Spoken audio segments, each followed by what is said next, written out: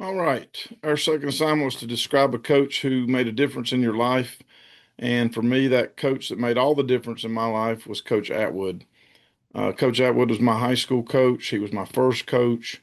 He was the person directly responsible for getting me into this crazy sport of wrestling. So to say that he had an influence on my life he was an important influence is a gross understatement. The first thing he said was that I could be good at wrestling. I was an okay basketball player with basketball player parents, but I knew that I couldn't be great at basketball. So his suggestion that I could be really good at wrestling appealed to me a lot.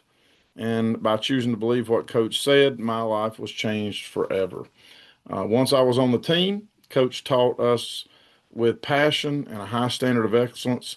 He understood what it took to succeed in the sport. He had wrestled at Appalachian State before coming to Mitchell as a coach, so he made sure we did things the right way. He ran a very disciplined, organized practice, but he also allowed us to have fun as long as it wasn't detrimental to the team. For example, he didn't like for us to go skiing during wrestling season because you could get hurt, but he allowed us to play a lot of knee soccer and football because that was basically competitive and essentially wrestling skills were being used. So most of my skiing career was in March. Um, Coach Atwood worked really hard to make us believe we could be successful. Whatever he said, we did because we knew it would be good for the team and contribute to our success.